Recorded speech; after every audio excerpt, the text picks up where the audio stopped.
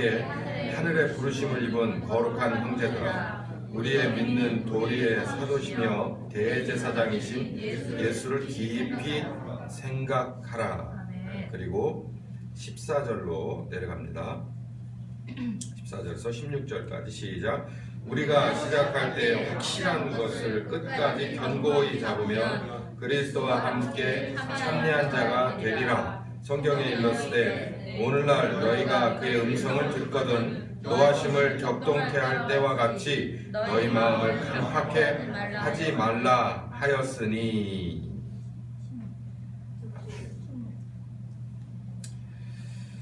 오늘 말씀의 제목은 예수님은 수술 중입니다.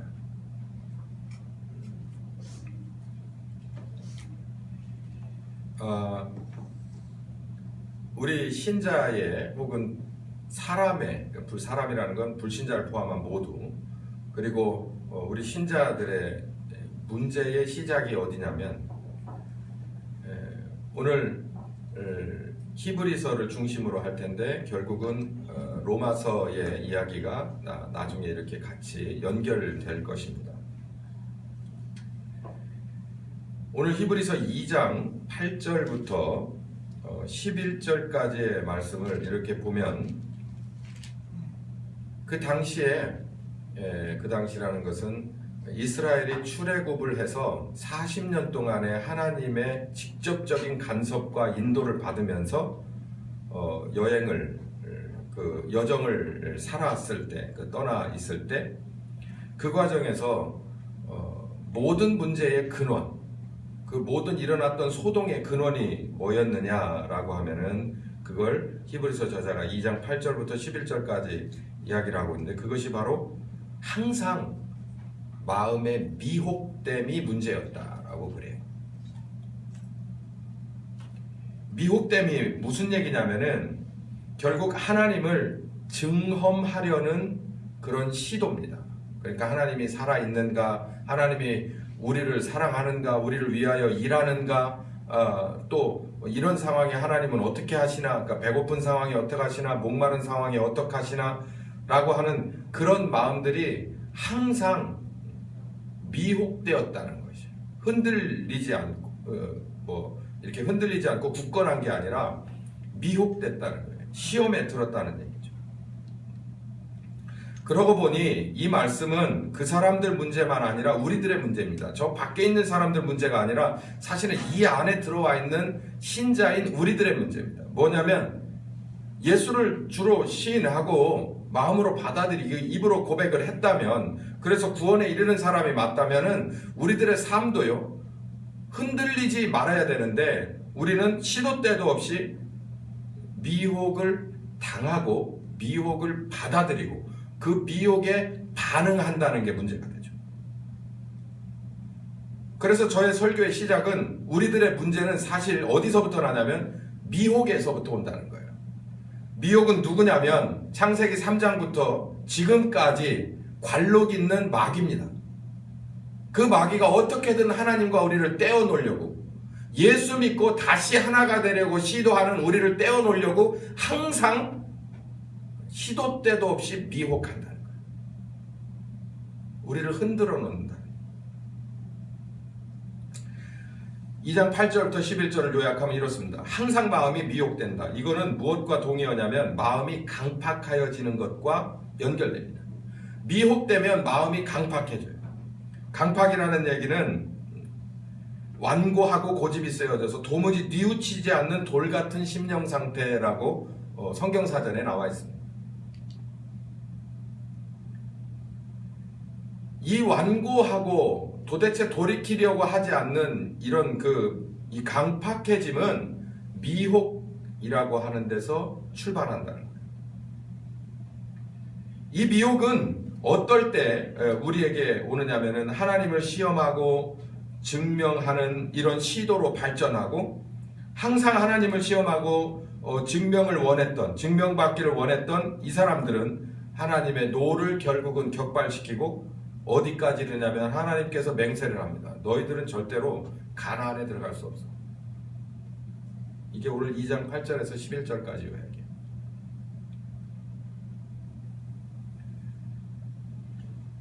이스라엘의 다음 세대만 새로운 지도자 여호수아와 갈렙과 함께 가나안에 들어갔던 이야기를 히브리서 저자가 회상을 하는 가운데 우리들도 예외일 수 없다는 그런 생각이 들었습니다. 신자인데, 구약도 아니고 신약인데, 이젠 예수님을 믿음으로 말미암아서 내가 성령의 체험도 있는데, 그리고 나의 직분도 있고 나의 헌신도 있고 정말 나의 다짐도 있는데, 우리가 미혹되고 그리고 강팍해져서 이 사람들처럼 하나님을 시험하고 노를 격발시켜서 하나님의 맹세함으로 너는 안 되겠다라고 하는 지경에 빠지면 어떻게 되겠느냐라는 거죠. 그래서 12절부터 13절 이렇게 권면합니다. 매일 피차 권면하여 죄의 유혹으로부터 마음이 강팍하게 됨을 면하라.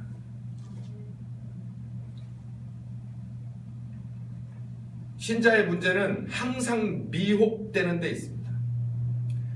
신자의 올바른 점은 항상 성령님의 감동하심 안에 있어야 되는데 사탄의 미혹됨에 빠져드는 것이 문제라는 것이에요. 하나님은 우리의 죄악된 영을 예수의 십자가 공로로 다시 만들었죠. 그러면 성령님과 하나 될 수 있는 채널이 열린 겁니다. 그랬으면 성령님과 더불어서 항상 감동된 삶을, 소위 말해서 충만한 삶을 살아가야 돼요. 그게 비록 내가 넘을 수 없고 받아들이기 힘든 거라도 자기를 부인하고 십자가를 지고 다짐하며 걸어가야 되는 게 맞다는 거죠. 근데 미혹이 들어오는 거예요. 옛날처럼 똑같이 미혹이, 의심이 들어오고 하나님이 진짜 이 계속 미혹이 들어오면 그 미혹을 단번에 거절해 보여야 돼요. 예수님이 마태복음 16장에 그 베드로가 정말 예수님에게 충정 어린 충고를 합니다. 그리스도는 십자가에 죽어야 되는 것이 그게 하나님이 정하신 것이야 라고 얘기하는 예수님 앞에 베드로가 뭐라 그러냐면 절대로 그럴 수 없습니다. 예수님을 그렇게 가게 내버려 두지 않을 겁니다. 그리고 그렇게 가셔도 안 됩니다. 예수님이 단칼에 사탄아 내 뒤로 물러가요. 근데 우리는 너무나도 잘 받아줍니다. 그 미혹을. 생각보다 달콤하고 생각보다 남는 게 있는 것 같은 거래. 그러니까 쉽게 받아. 생각보다 합리적이에요. 이해하기가 쉽다는 거예요. 내 차원에서. 그러니까 받아줘요. 그러면 어떻게 되느냐면 마음이 하나님 앞에는 완고하여지고 고집이 세지고 뉘우치지 못하는 돌같은 심령 상태, 강팍의 심령 상태로 돌아갑니다. 그랬다가 또 여러 가지 문제와 계기로 인해서 나와서 잘못했습니다 하고 징징거리다가 또 다시 시작하고 또 미혹되고 또 왔다 갔다.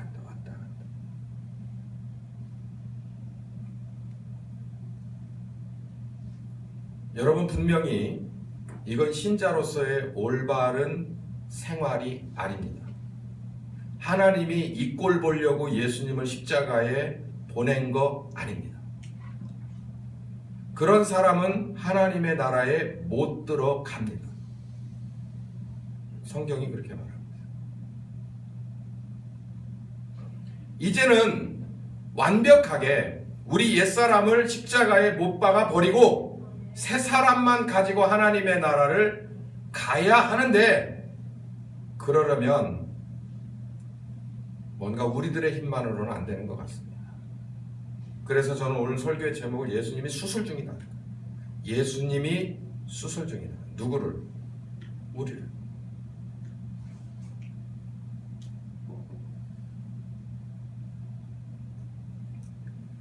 우리가 이렇게 쉽게 미혹당하는 이유가 뭔가를 성경은 이렇게 말하고 있습니다. 로마서 7장 21절부터 23절을 보면 우리 몸속에 이렇게 숨어있는 그 무언가가 있어요.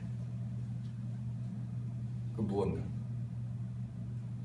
그 무언가는 이런 반응을 보입니다. 평상시에는 성령께서 나를 주관하시고 하나님의 나라의 평안이 나를 임할 때는 그냥 죽은 듯이 조용해.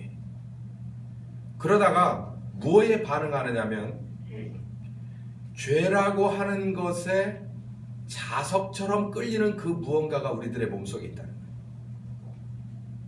거예요. 로마서 7장 21절부터 23절까지 우리 몸속에 근거하는 죄의 근원, 바울이 발견해낸 겁니다.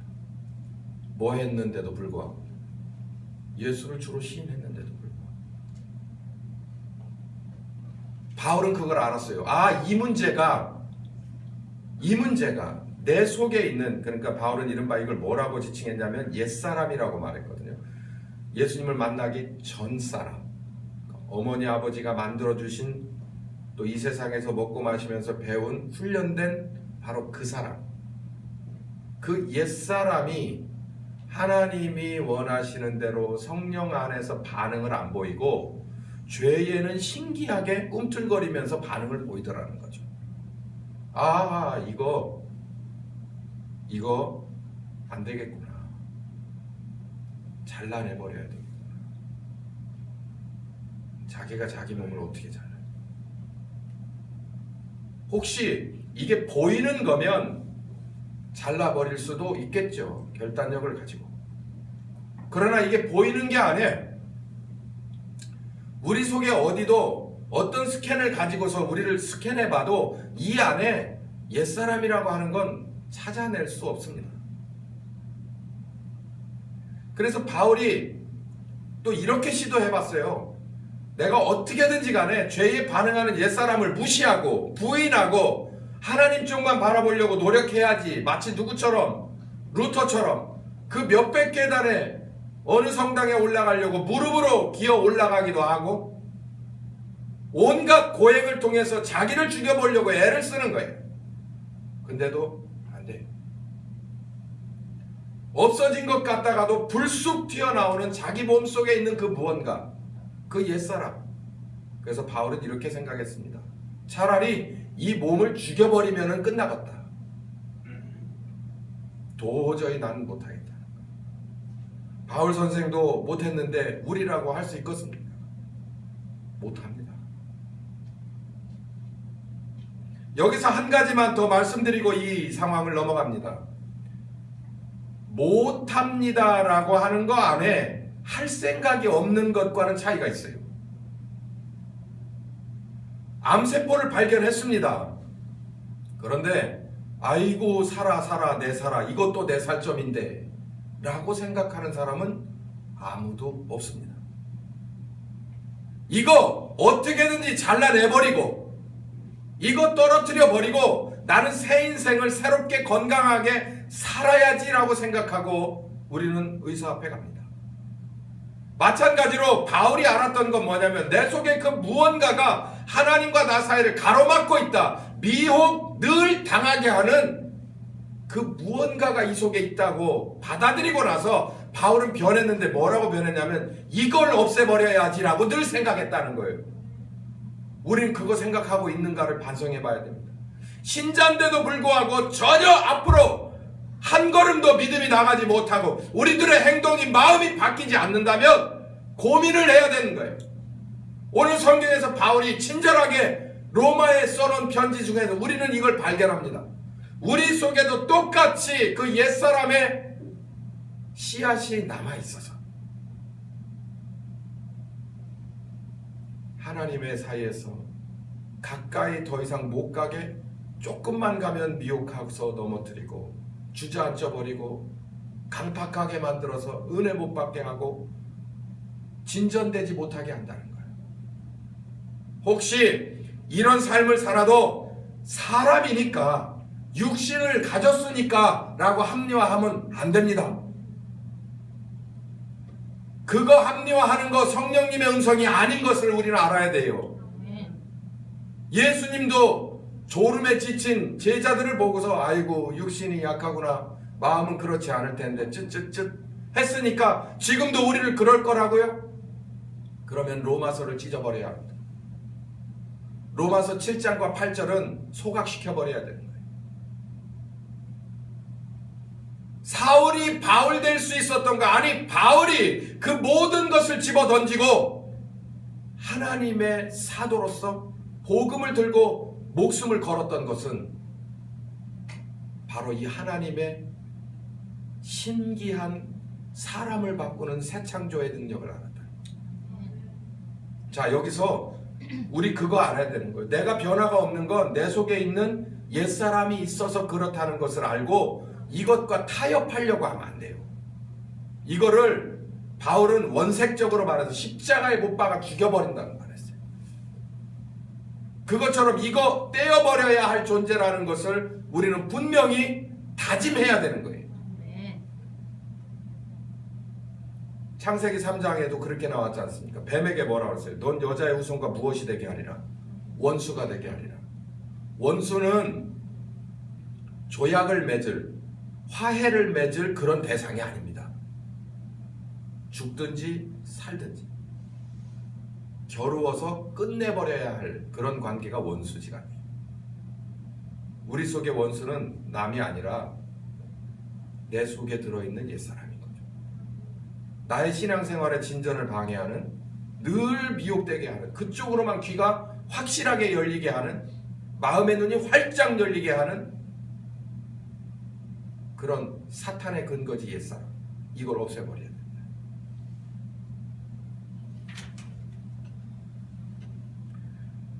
예수님도 몸을 입고 이 땅에 오셔서 십자가에 죽으셨습니다. 그 이유 중에 크게는 두 가지인데, 하나님이 우리들의 죄값을 대신 지라고 해서 오신 거고, 두 번째는 히브리서 2장 14절부터 18절까지 나오듯이 우리를 돕는다. 그 우리를, 어떤 우리를 돕는 거냐면은 그 옛사람 때문에 하나님 앞에 진전되지 못하는, 바로 우리를 도와주시기 위해서 예수님은 십자가에 죽으셨다는 거예요. 자, 이제 우리는 핑계 댈 수 없습니다. 제가요, 연약한 육신을 입은 사람이라서요. 저도 먹어야 되고 마셔야 되고 입어야 되고 써야 되고 뭐 하는 사람이니까 제가 뭐 이렇습니다. 제 형편과 사정을 아시죠? 이렇게 핑계 댈 수 없는 거예요. 왜냐하면 우리가 입으로 시인했어요. 예수님을 구주로 받아들였어요. 그 예수님이 십자가 지신 이유 중에 하나가 육신이 연약한, 육신이기에 연약한 우리를 도와주려고 예수님이 오셔서 십자가에 죽으셨다는 거예요. 자기 자신이 먼저 우리와 동일한 혈육에 속하시고 시험을 받고 고난을 당하셨으니 우리 시험 받는 사람들을 도와주시기 위한 거다.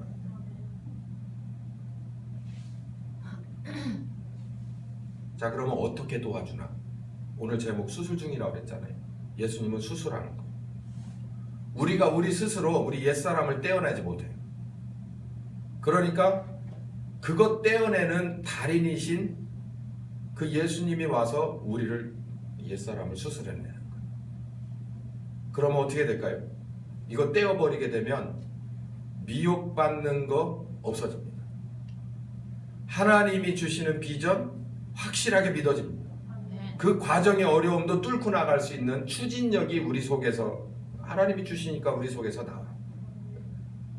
하나님이 주시는 건 우리 속에서 나와야지, 누군가가 이렇게 해가지고서 하는 것은, 그거는 특별한 경우 그럴 수 있지만 하나님이 주시는 그 무언가는 우리 속에서부터 마구마구 솟구쳐 오르는 거예요. 수술하는 과정이, 우리를 새롭게 만드시는 새 창조의 과정이 어떤가? 첫 번째, 마태복음 3장 1절부터 3절까지 보면 하나님의 음성이 들립니다. 마태복음 3장 1절에서 나오는 그 등장하는 사람이 누구냐면 침례 요한이죠. 침례 요한이 어느 날 불쑥 나타나서 사람들 앞에 이상한 옷차림새로 한동안 실종됐던 그 사람이 나와서 뭐라고 말하냐면 회개하라, 천국이 가까웠다.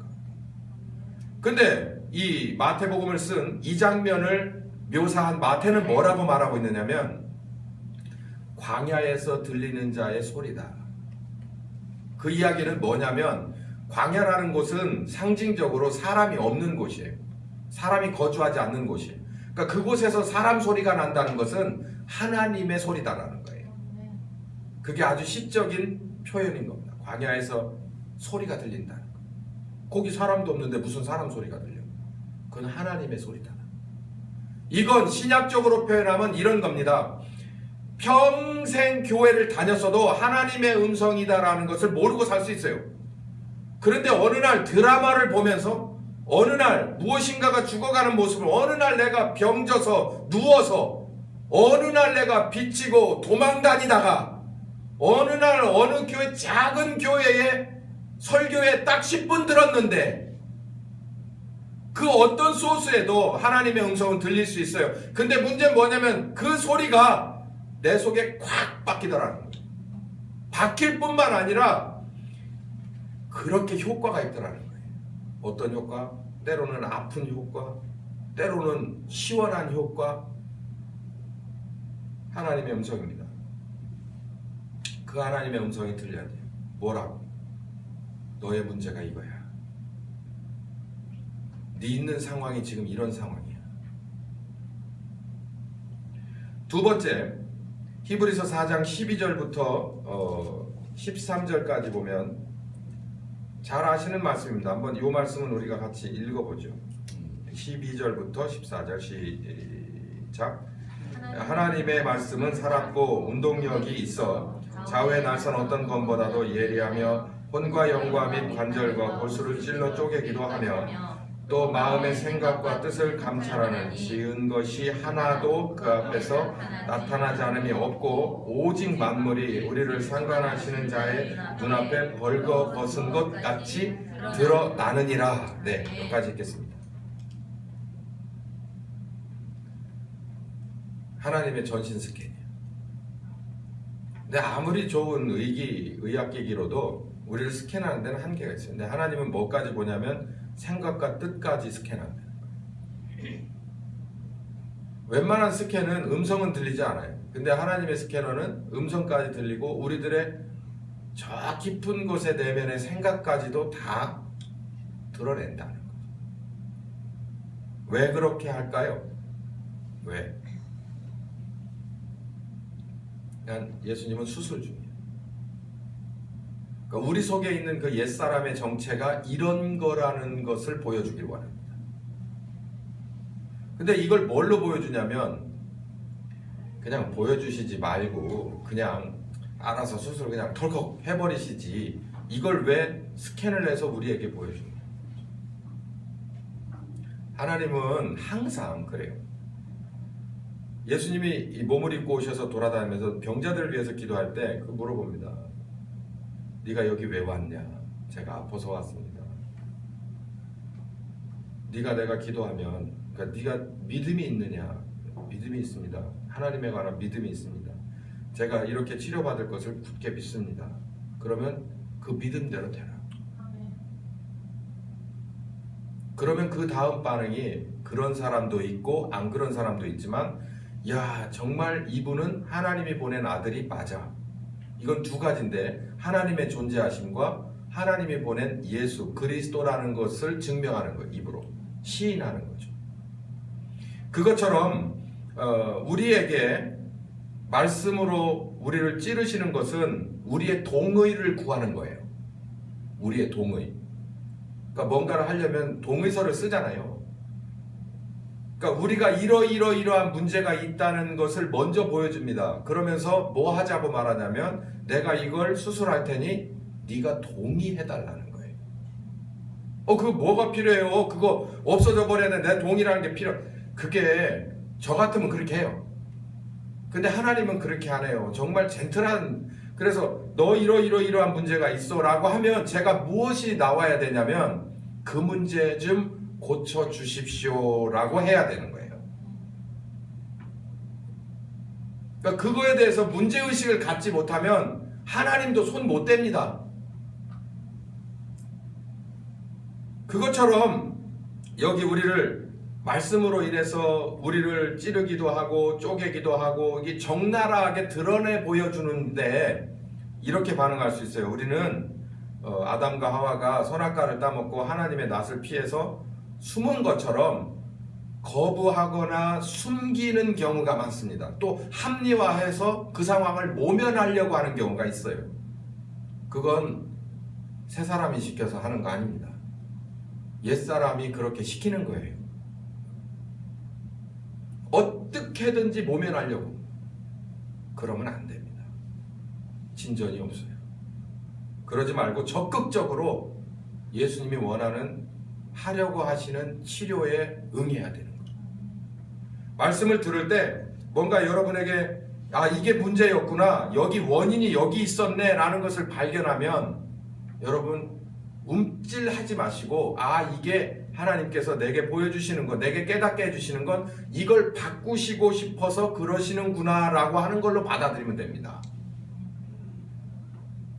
그래서 오히려 더 이것 좀 해결해 주십시오 라고 해야 되는 거예요. 예리한 검과 같은 살아서 움직이는 이 말씀은, 살아서 움직인다는 말씀은 그 말씀이 우리들을 다 보고 어디가 문제고 어디에서부터 출발한 건지를 잡아낸다는 거예요.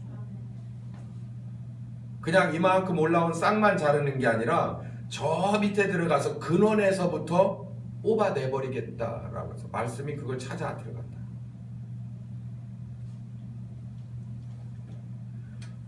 혼과 영과 육 관절과 골수까지도 총망라해서 찌르기도 하고 쪼개기도 하고 마음의 생각을 감찰하면서 찾아낸다는 거예요. 치료비 없습니다. 장비 이용비 내라고 하지 않아요. 말씀 앞에 나오면 그 말씀을 들으면 스캔되는 거예요. 의료비 공짜예요. 이 중요한 수술의 의료비가 공짜입니다. 근데 안 하려고 그래요. 그리고 미루어요. 내가 요 고비만 넘어가면은 그러지 않아도 제가 제 발로 할 겁니다. 그러면서 자꾸 병을 키웁니다. 그래 온 지 수십 년이에요, 우리.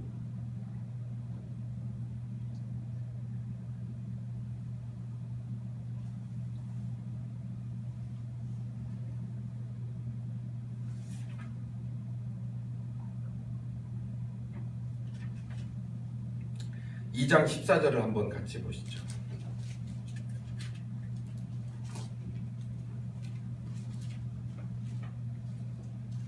같이 읽어봅니다. 시작. 자녀들은 혈육에 함께 속하였음에 그도 또한 한 모양으로 혈육에 함께 속하심은 사망으로 말미암아 사망의 세력을 잡은 자 곧 마귀를 없이 하시며 또 죽기를 무서워함으로 일생에 매여 종노릇하는 모든 자들을 놓아주려 하신 것이다.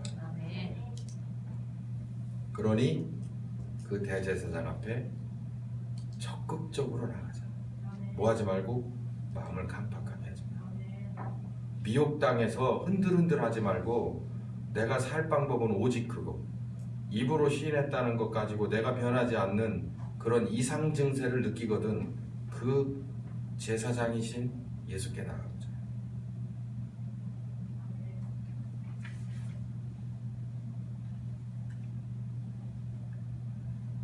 말씀을 좀 짧게 압축을 하는 게 좋겠죠. 이쯤 되면 졸리시는 분들이 계실 것 같아서 제가 그냥 결론을 이렇게 압축을 해버리려고 합니다.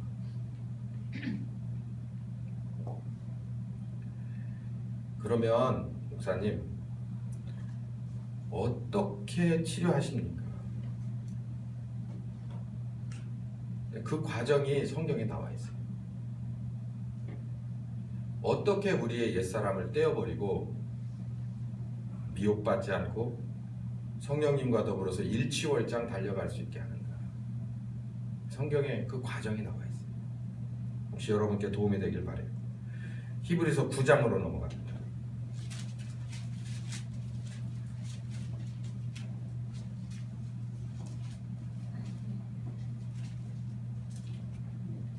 (11절부터) 15절까지를 읽어보죠. 시작. 그리스도께서 장래 좋은 일의 대제사장으로서 오사 손으로 짓지 아니한 곧 이 창조에 속하지 아니한 크고 온전한 장막으로 말미암아 염소와 송아지의 피로 아니하고 오직 자기 피로 영원한 속죄를 이루사 단번에 성소에 들어가셨느니라. 염소와 황소의 피와 및 암송아지의 죄로 부정한 자에게 뿌려 그 육체를 정결케 하며 거룩해 하거든 하물며 영원하신 성령으로 말미암아 흠없는 자기를 하나님께 드린 그리스도의 피가 어찌 너희 양심으로 죽은 행실에서 깨끗게 하고 살아계신 하나님을 섬기게 못하겠느냐라는 거죠. 그러니까 이 얘기를 설명을 하려면 이스라엘의 제사에 관한 얘기를 좀 해야겠습니다. 구약에 하나님이 명했어요. 이스라엘 선택된 백성들의 모든 한 사람 한 사람의 모든 죄를 대속죄일이라는 어느 한 날을 정해놓고 특별한 제사를 드려서 용서를 받아라. 그래서 이름하여 대속죄일 제사거든요. 혹시 이걸 참조하시기 원하시는 분은 레위기 16장 전체가 그렇습니다. 1절부터 22절까지가 대속죄일에 관한 얘기가 나와요. 그 대속죄일, 그러니까 너나 할 것 없이 모든 죄를 1년간의 진 죄를 모두 그날 용서를 받는데요. 그러려면 무엇인가를 들고 나와야 돼요. 죄의 값은 사망이니까 내가 안 죽기 위해서 이스라엘은 두 염소를 택합니다. 그래서 그 염소를 죽여서 바침으로 인해서 그 모든 사람들이 죄에서 노임을 받거든요. 그래서 여러분 한 번쯤 들어보셨겠지만 아사셀로 가는 염소가 한 마리 있고 그리고 단번에 죽어서 피가 뿌려지는 염소가 있어요. 근데 그 두 염소만 알지 그 두 염소가 죽기 전에 하나가 더 죽어야 되는데 그게 수송아지 한 마리가 죽어야 돼요. 그거는 이스라엘 백성을 위해서 죽는 게 아닙니다. 아론이라고 하는 제사장이 하나님의 영역인 지성소에 들어가려면 아론이라고 하는 사람의 죄를 용서함을 먼저 받고 들어가야 돼요. 죄 있는 사람은 하나님의 영역에 한 발자국도 못 들어가기 때문이죠. 그래서 사실은 염소 두 마리를 잡아 죽이는 죄보다도 그 제사보다도 더 가슴 떨리는 건 자기 죄 때문에 자기 죄를 용서함을 받아야 되는 수송아지의 제사가 훨씬 더 아론의 입장에서는 떨리고 이스라엘의 입장에서도 떨리는 거예요. 왜냐하면 아론이 그 제사를 드렸는데도 불구하고 들어가서 하나님이 이거 다 용서 안 됐어 그러고서 죽여버리게 되면 이스라엘의 모든 죄를 용서함을 받을 방법이 없잖아요. 그러니까 아론도 떨리고 모든 이스라엘도 떨리는 게 뭐냐면 아론을 위한 특별한 제사 때문에 거기부터 이제 긴장하기 시작하는 거죠. 그래서 아론이 거기 무사히 들어가서 그러니까 뭐 뒤에 방울을 달았다는 얘기도 있어요. 들어가 가지고서 딸랑거리면서 돌아다니면서 딸랑딸랑 할 짓을 하면 그러면 다음에 우리 차례겠구나 이렇게 안도함을 받는 거죠. 그 얘기가 지금 여기 히브리서 9장에 나오는 우리가 읽은 요 장면 얘기를 하는 겁니다.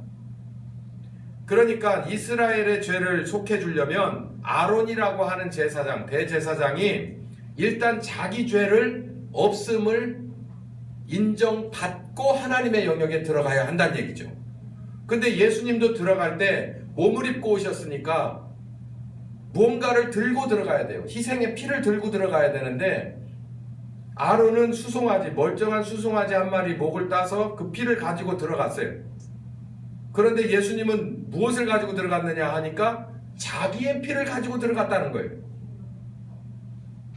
죄가 없는데 자기의 피를 가지고, 짐승의 피도 아니고 자기의 피를 가지고 들어갔어. 근데 들어간 이유가 가만히 보니까 아론은 그 수송아지 한 마리 피를 자기를 위해서 다 썼지만 그리고 나와서 백성들을 위해서는 염소 한 마리 또 이쪽에 있는 한 마리를 죽여서 그 피를 제단에 다 바르고 뿌리고 사람들에게 뿌려서 너희 죄를 사하노라. 오늘 여호와께서 너희 죄를 이 피를 받고 너희 죄를 사하노라. 그리고 아사셀로 가가지고서 염소 한 마리를 산채로 광야에다가 갖다 내박쳐 유기해버림으로 인해서 모든 짐승들이 와서 그걸 다 쪼아먹고 그러는 것으로 그 고통을 받음으로 인해서 이스라엘아 너희들의 일련의 죄가 다 사하여졌다 이렇게 외치는 날이거든요.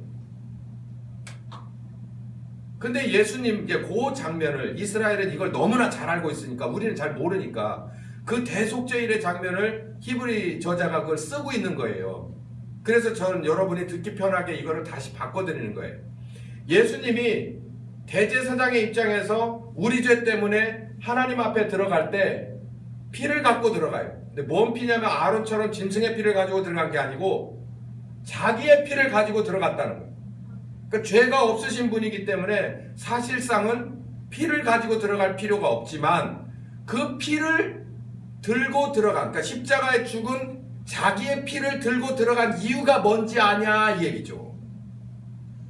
그 이유가 우리들의 죽은 양심을 살아나게 하는 거라는 거예요. 할렐루야. 아멘. 이사야 선지자는 그렇게 얘기도 했죠. 우리의 질병 때문에 죽기도 했다. 피를 흘리기도 했다. 우리의 고난 때문에 그러기도라고 했다라고 하지만 히브리서 저자는 뭐냐면 진짜 중요한 건 우리들의 양심을 살아나게 하기 위한 거다라고 말하고 있어요. 그래서 이 예수님이 이 피를 가지고 들어가서 하나님에게 인정을 받아요. 무엇으로? 네가 대제사장 노릇을 해서 이 백성의 죄를 완벽하게 해결해라. 그 명을 받고 자신 있게 나오셔서 자기의 피를 들고 나와서 하나님의 제단에 일단 뿌리고 밖에 나와서 사람들에게 다 뿌리는 거예요. 아론이 했듯이 그렇게 하는 겁니다.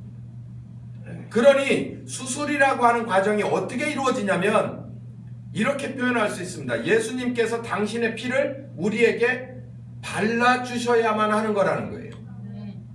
근데 신기하게 그 피가 발라지면 우리들의 양심이 살아난다는 거예요.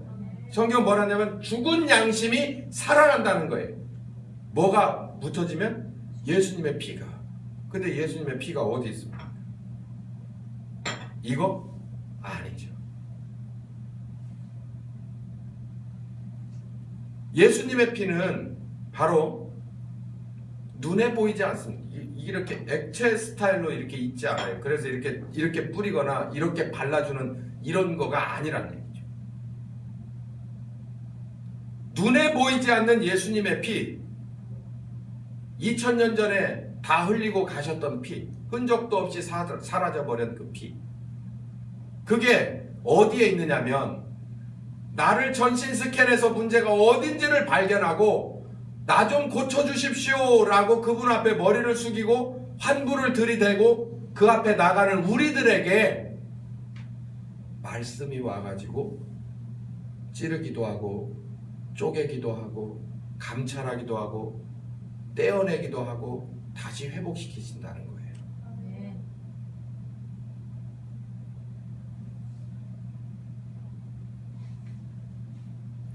예수님이 그러니까 우리는 이거 하면 되는 거예요. 예수님은 수술 중인데 막 이렇게 하는 것 같지만 이 히브리서는 다른 데서 뭐라고 말하냐면 예수님이 피를 묻혀주시면 우리들의 죽은 양심에 묻혀주시면 우리들의 양심이 살아난다는 거예요. 신비한 이 사건은 어디에서 일어나냐면 바로 자기를 부인하고 성령님 앞에 내 십자가를 지고 그 뒤를 묵묵히 따라가다 보면 그분의 무한한 생명력이 내게 오셔서 내 죽은 양심을 살아나게 합니다. 그러면 우리 속에 있는 옛사람은 자연스럽게 영역이 줄어들죠. 새 사람의 영역이 50대 50이었어요. 아니 10대 90이었어요. 근데 20대 80이 되고 50대 50이 되고 70대 30이 되고 90대 10으로 역전이 되는 거예요. 그러면 이 옛사람은 있을 수가 없어서 떨어져 나가게 되는 겁니다. 뭐뭐 하는 한 지성소에서 우리에게 늘 뿌려주시길 원하고 발라주시길 원하는 예수님의 피가, 예수님의 피는 나를 위해서 죽으신 그 예수님에 관한 귀한 은혜의 말씀, 체험, 느낌, 지혜, 지식, 처세 이런 것들이 성령님을 통해서 늘 배달이 되는 거예요. 그 말씀을 따라가다 보면 처음에는 이게 능숙하지 못해도 한 번, 두 번 경험하다 보면 익숙해지고 난 뒤에는 뭐가 있냐면 결과가 나오게 돼요. 아, 이게 이렇게 바뀌는구나. 이렇게 송두리째 바뀌어버리는구나. 한두 번 이 경험을 하게 되면 이제 능동적으로 따라가게 돼 있어요. 그러면 미혹을 받는 우리들의 채널이 자꾸 죽어가기 때문에 미혹을 해와도 탁 알아차는 거예요. 허허, 그거 옛날에 그 정도 되면 나가 흔들렸지. 그 정도 되면 내가 송두리째 흔들렸어. 내 모든 게 흔들려가지고 지저분한 모든 것이 막 다 우글거렸지만 이제 그때 내가 그랬지만 지금은 안 그래. 왜 그러냐면 그런 이유가 내게 있어. 우리들 자신과 하나님만의 사이에서 그 수술이 우리들과 신자로서 변화가 없는 건 아마 우리들의 게으름이나 혹은 우리들의 그런 그 성령 하나님에 대한 무시 여기에서부터 오는 거겠죠. 우리가 신자로서 믿음이 도무지 자라지 않는다면 문제의식을 갖고 우리들 속에 있는 옛사람을 다 멸해버려야 한다는 바울의 권면을 깊게 생각하시길 바랍니다. 옛사람을 멸하는 건 우리들이 멸하는 것이 아니라 멸하기로 작정하시고 십자가에 죽으셔서 그 해법이신 예수의 피를 가지고 있는 그 은혜를 가지고 있는 그 예수님께 우리는 적극적으로 나가야 합니다. 그러면 성령님을 통해서 그 예수님이 우리에게 당신의 피의 은혜를 발라주는 거예요. 그러면 바로 그 은혜를 늘 간구하면서 갈급하면서 추구하면서 따라가다 보면 우리들의 삶이 이만큼 돌아봤더니 봐라 바뀌었지. 많이 바뀌었지 않느냐. 고린도후서 5장 17절 누구든지 그리스도 안에 있으면 새로운 피조물이다. 기도합시다. 감사하신 주님,